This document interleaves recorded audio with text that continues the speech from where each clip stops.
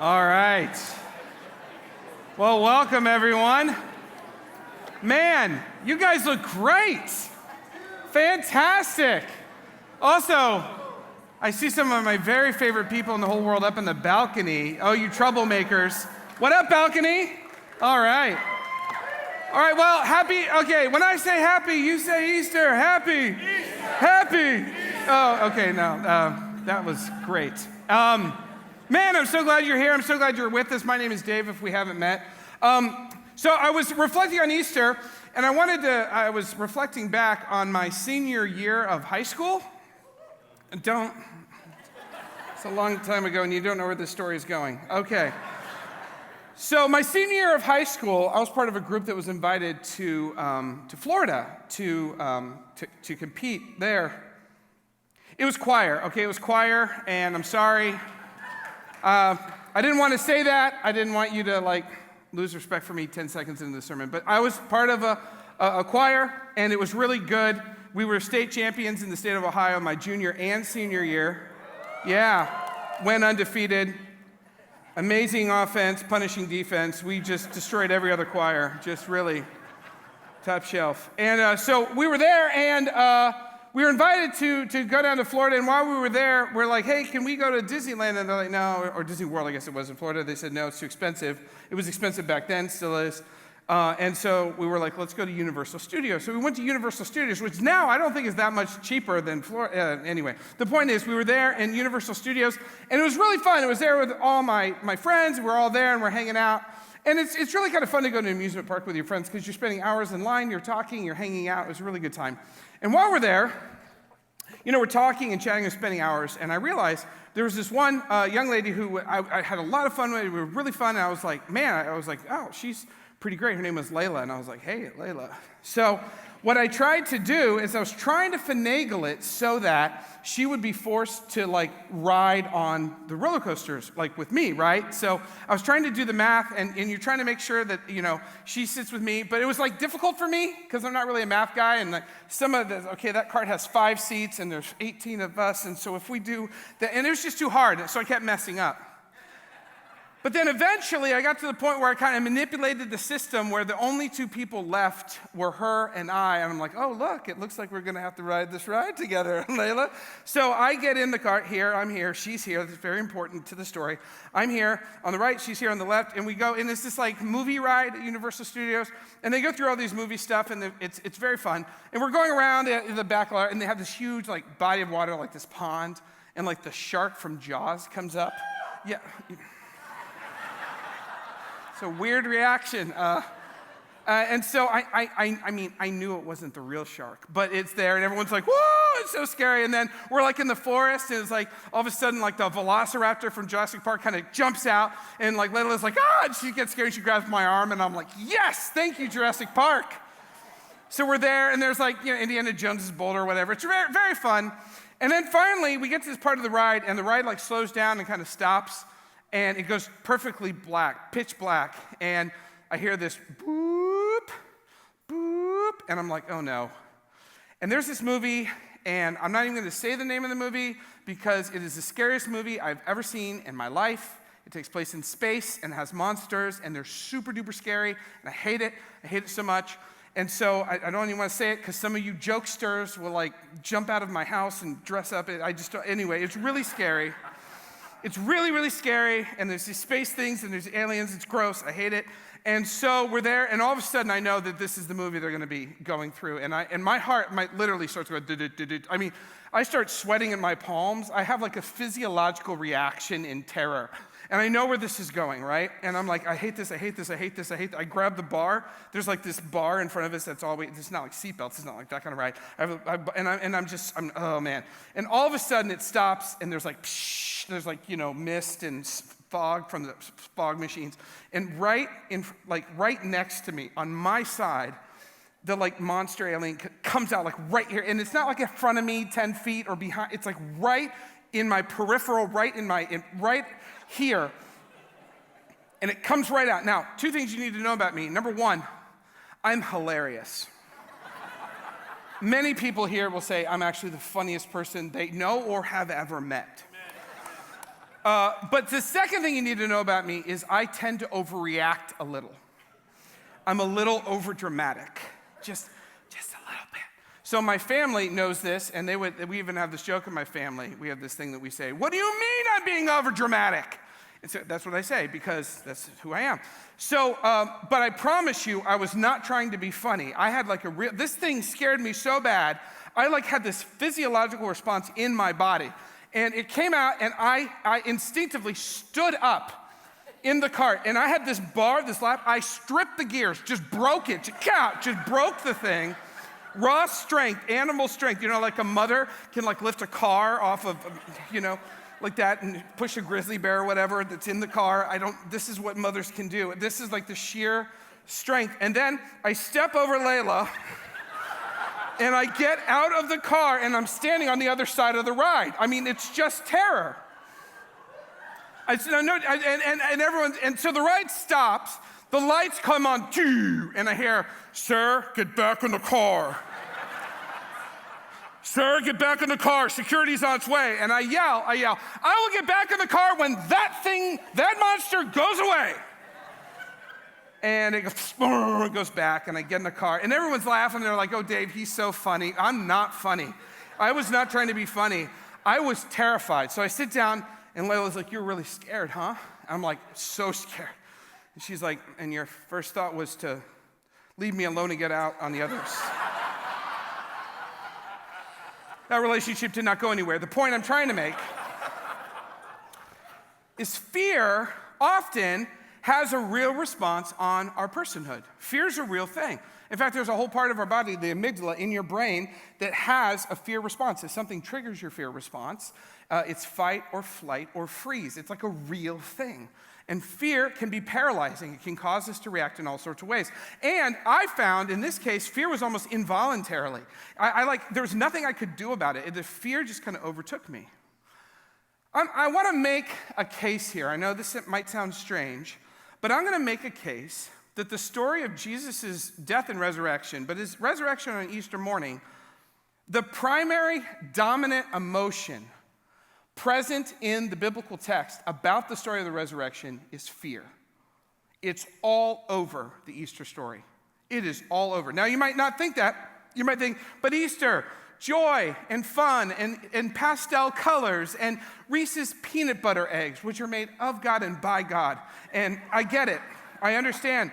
But that's not the biblical narrative. The biblical narrative is filled with fear. Let me show you. When Jesus is about to be arrested on that night, before he is to stand trial, the Roman guard is coming up, and they have the torches and they have the swords, and the disciples are afraid. It says in Mark 14, everyone deserted Jesus and fled. A young man wearing nothing but a linen garment was following Jesus. And when they seized him, he fled naked, leaving his garment behind. Bet you didn't know there was nudity in the Easter story. There it is, right there. The guy's so afraid, he literally runs away and leaves his clothes. And then the story of Peter, after everyone runs away, Peter feels guilt-stricken. He's like, I got to figure out what they're going to do with Jesus. So he follows along, but you know the story. He is so afraid of what's going to happen to him because if he's associated with Jesus, the very things that are happening to Jesus are going to happen to him. And so we see the story in Matthew 26. Peter was sitting out in the courtyard, and a servant girl came to him. You were also with Jesus of Galilee, she said. But Peter denied it before them all. I don't know what you're talking about, he said. Then he went out to the gateway where another servant girl saw him and said to the people there, this fellow was with Jesus of Nazareth. And Peter denied it again with an oath. I don't know the man. And after a little while, those standing there went up to Peter and said, surely you're one of them. Your accent gives you away. And then he began to call down curses, and he swore to them, I don't know the man. Peter's so afraid, so filled with fear, he denies knowing Jesus multiple times, 3 times. The story of Jesus' trial is one of fear. Pontius Pilate, who is kind of the Roman prefect over that region, has a legal matter on his hands, an execution. And this is a story in John 19. The Jewish leaders insisted, we have a law. And according to that law, Jesus must die because he claimed to be the Son of God. And when Pilate heard this, he was even more afraid. Pilate's filled with terror. In fact, if you know the story, his wife comes to him and has a dream, and she's like, do not kill this guy. And something different about Jesus. There's something different. Pilate knows it. Pilate knows there's something different about this. He is no mere rabble-rousing revolutionary. There is something fundamentally different about this Jesus. And he knows it. And fear appears again on Jesus' death on the cross after he dies. It says the sky goes black, the sun blots out, and there are earthquakes. And this is what happens. The Roman guard that is paying watch over this execution, these Roman centurions, it says when Jesus had cried out again in a loud voice, he gave up his spirit. And when the centurion and those with him who were guarding Jesus saw all that had happened, they were terrified. I'd submit to you, it takes a lot to take trained military personnel, the top of the top, the elite guard, and have them filled with terror. It takes a lot to scare military guys. In John 19, right after Jesus is dead, fear shows up again. Later, Joseph of Arimathea asked Pilate for the body of Jesus. Now, Joseph was a disciple of Jesus, but secretly because he feared the Jewish leaders. And then, of course, on Easter morn, the two women go to the tomb. In Mark 16, it is recounted. As the women entered the tomb, they saw a young man dressed in a white robe sitting on the right side, and they were alarmed. Trembling and bewildered, the women went out and fled from the tomb. And they said nothing to anyone because they were afraid. Fear is everywhere. Fear is everywhere. Easter, at least this part of the story, is a story about fear and denial and betrayal and fleeing. And in a way, whatever you think about Easter, Easter is actually a pretty relatable story because you and I know much about this. We know what it's like to wrestle with fear. In fact, I would submit to you that the dominant emotion culturally in our day is one of fear. It's one of anxiety. There's fear everywhere. And I'm not saying it's not without good cause. There's fear of economic uncertainty, especially in this area. I hear it all the time. People are very agitated and filled with fear. There's political strife, cruelty that people see in the world politically, and partisanship that's so strong it feels like, how can we ever get out of this? There's fear. Job insecurity. People in this area especially, even a few months of not having a job can mean financial hardship or even ruin. Emotional turmoil, loneliness in this area, as difficult it is to live here. I have a friend whose wife was real miserable in her job. It was a toxic environment at her work, and she's like, can you pray for me? I'm thinking about quitting. And then like the next week, they like let her go. And she's like, no. I break up with you, not you break up with me. And it was a good thing. We know it's a good thing, but man, the fear that came in, I could see it. Are we going to be okay? Am I going to get a better job? Am I going to get a different job? Can I get a job where I'm more fulfilled? What's going to happen? And fear's there. And so now that's a reality. I think about my own parents-in-law, my wife's parents, wonderful people. They're not Jesus people. And one of the things they keep talking about is they think about their grandkids, my children, and they're like, this world is so difficult. And they're filled with fear for their grandkids. Maybe you can relate to that. We know what it's like to live in fear. We know what it's like to live in denial like Peter. Denial of the internal turmoil that we feel.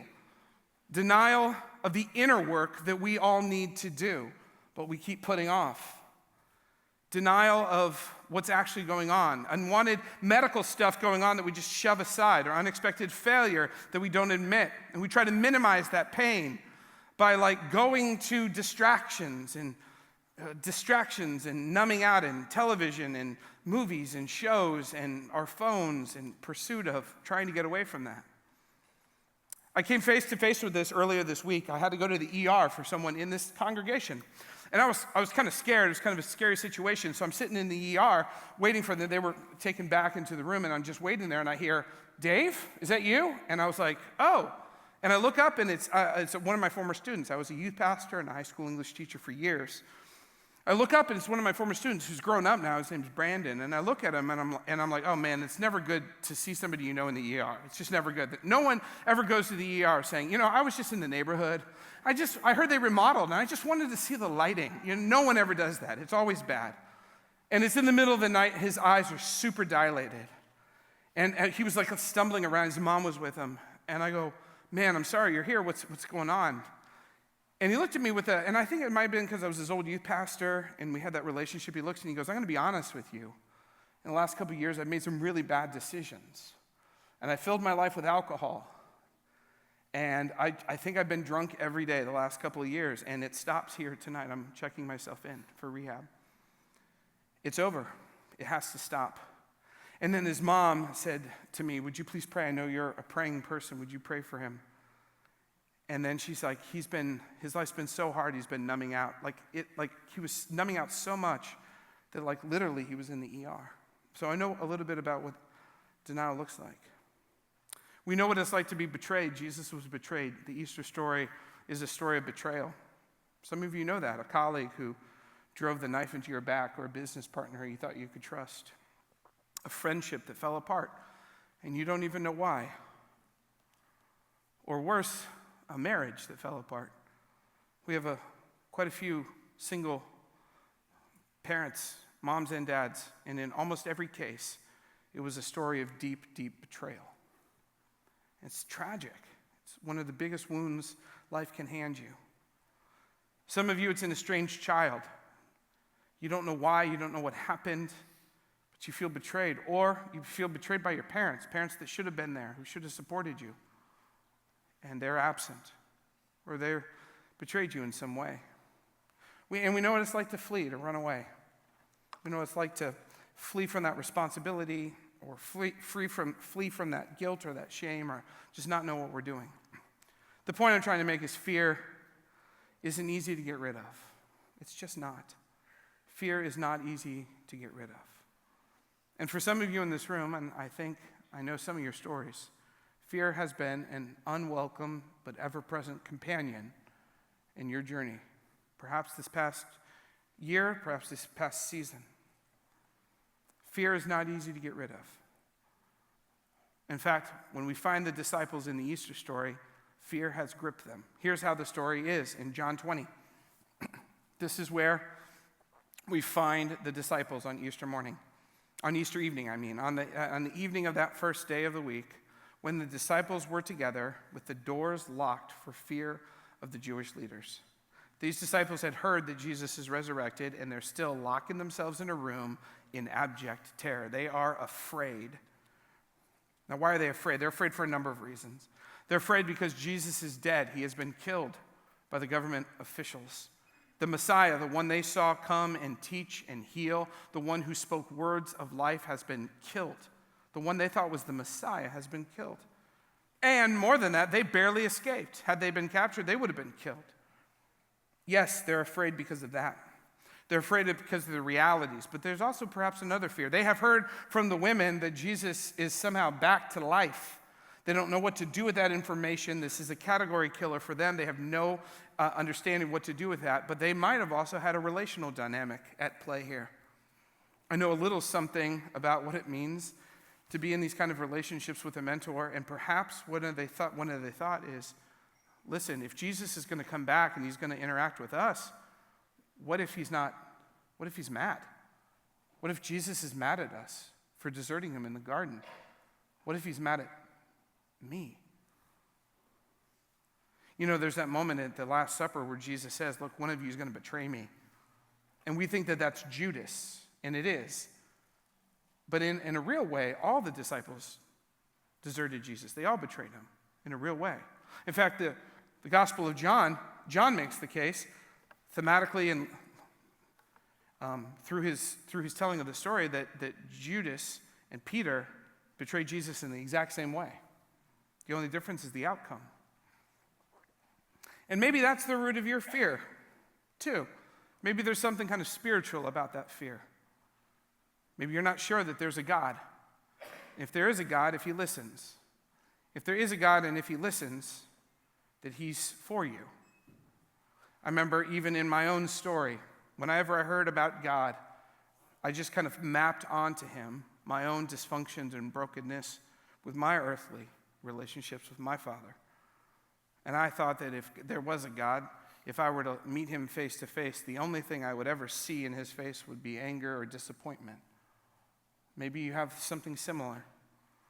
Maybe you lived in denial, or maybe you've been a long-time follower of Jesus, but in reality, in the past couple weeks or months or in this season, or maybe even years, you feel like God's been pretty far. And if you're honest, you haven't been very close either. Maybe because of guilt or shame, or pride or ego. Maybe you wanted to live your life and thought it would just be better.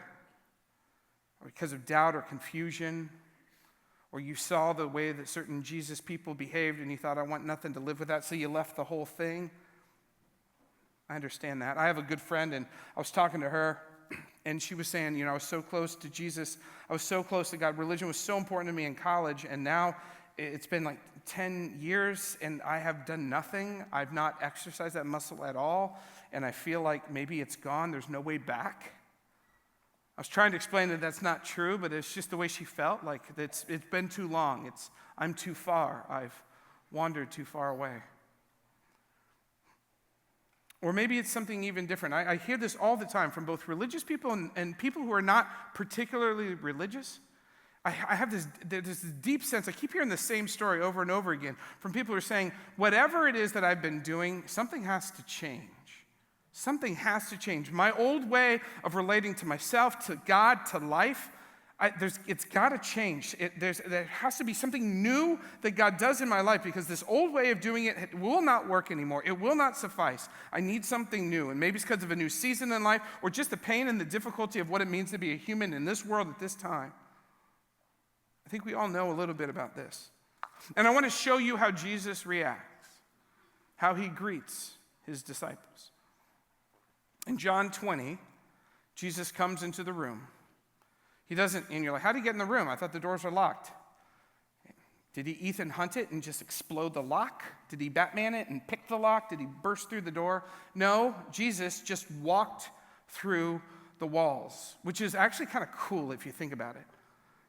My dumb self, I wonder if Jesus had something in his pockets and he walked through the walls, do the pocket stuff, do they go with him?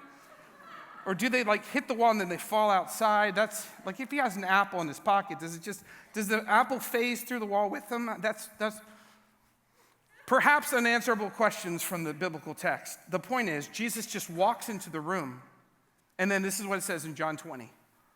Jesus came and stood among them and said, peace be with you. Staggering words from the Messiah. And in an instant, our disciples have their answer about what Jesus' position is toward them. Peace. That word peace, the English word doesn't quite do justice what they would have heard. The word peace, as Jesus would have said it in Aramaic, the word peace in the Hebrew context was a word that's much, much deeper and richer. It's the word shalom. It does not mean Mai Tais on a beach. Although that would be nice. There's no one who wouldn't say, I would feel more at peace if I were not on a beach in Costa Rica with a Mai Tai. That would be great. But that's not what's going on here. The word peace is much deeper. It means a deep, settled assurance that God is here, he is with me, he is for me, and everything will be okay. It means right with God, right with others, right with self, and even right with all of creation. The word peace is much deeper. I have friends who are international, who live in different places, and some of those places are affected by war. I think about my friends who live in Palestine, and when they say they want peace, that word means something different, doesn't it? This is not Mai Tais on the beach. This is deep, settled peace in the Middle East, peace for Israel and its sons and daughters, peace for Palestine and its sons and daughters, peace, peace, peace. And this is what Jesus says, peace be with you.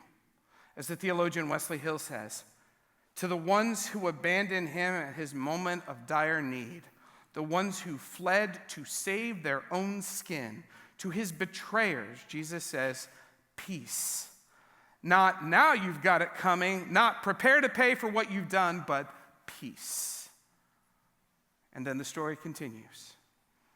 And after Jesus said this, he showed them his hands and side, and the disciples were overjoyed when they saw the Lord. And this is the first time in John's account in the gospel telling that the word joy appears. And why does joy appear? Because Jesus defeats fear and brings joy because of his personhood. Not just the relational side, but how does he bring about peace? He shows them his wounds. And why does that bring peace? Because Jesus is saying a number of things, but I think this is what they would have received. As Jesus showed his disciples, his wounds. He's saying two things. Number one, I was killed, and I beat death, and I came back.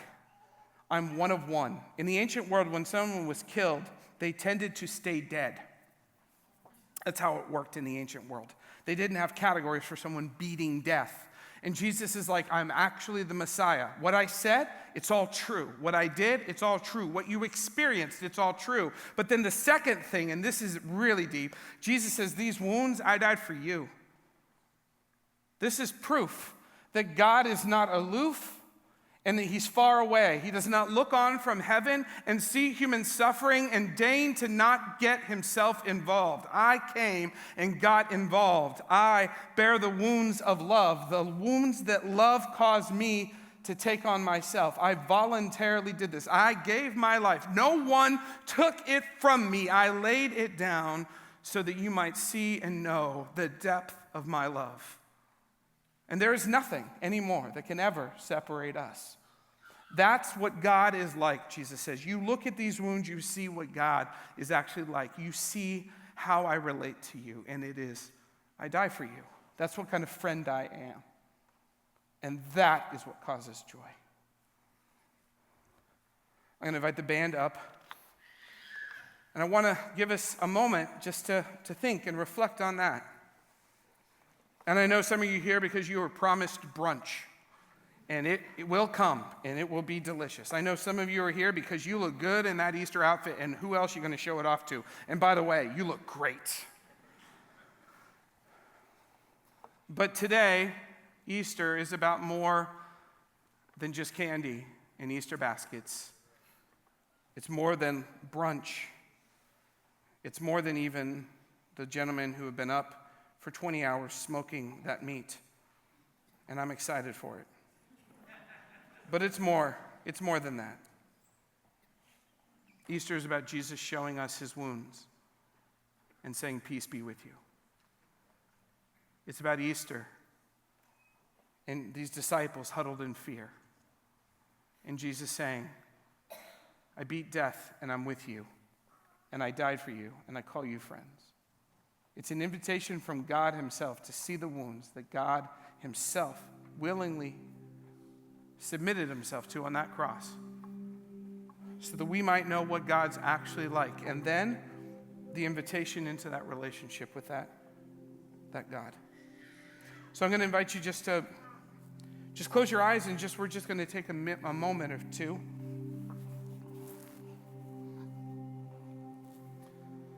And just in the quietness of this space, with no one else around, I just want to speak to those of you who are facing fear right now. And when I talk about fear, you know what I'm talking about. I don't need to enumerate.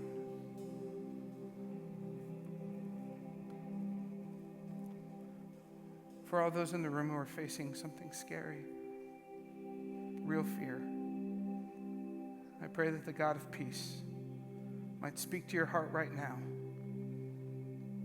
And in a supernatural way, you might see Jesus saying, peace be with you. You might see his hands and his side, his body broken for you. And then that might bring you peace and even joy, knowing you're not alone. You're not alone. Heaven is not quiet. It is not dark. God has not locked the door. He has left heaven, come to earth, and died so that you might know he's with you and he loves you. I pray that might give you some measure of peace. I also pray, I would be remiss if I didn't. There are some of you who perhaps you feel this deep stirring in your heart that the way you've been living has got to change. It's got to stop. And you feel like deep in your bones this stirring that you and God have got to do something different. You need God. You need to figure this thing out with God. And maybe it's being spurred on because you're afraid. Maybe you're a parent and you have no idea what you're doing. and you just need God's help, and you just feel it deep in your bones. I can't do it. I need help. It's your marriage. It's getting harder and harder, and you just need help. Or maybe it's a job situation. You've come to the end of yourself in some way. An uncertain future, an uncertain present. And you feel the actual Spirit of God. I believe it's God himself saying, come with me. Look at my hands. Look at my side. I am with you. I love you.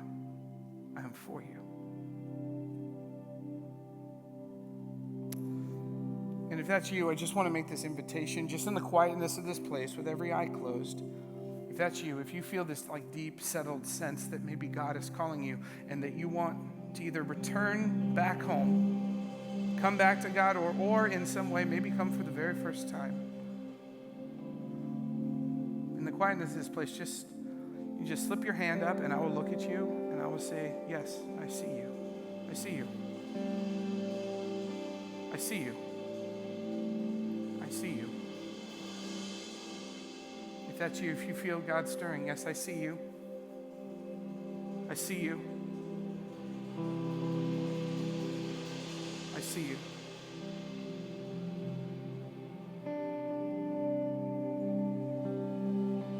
Praise God. He is for us. He loves us. This is the truth of Easter. The truth of God with us that dispels all fear. God, would you comfort all those who need comfort? And thank you for stirring the way you have stirred. Remind us. Keep us. It's in your name that we pray, Jesus. Amen. Amen. Will you stand with me? You know, the scriptures say that all of heaven rejoices when even one comes home, because the one who goes out and seeks the lost sheep has found one and brought it back. So let us celebrate and sing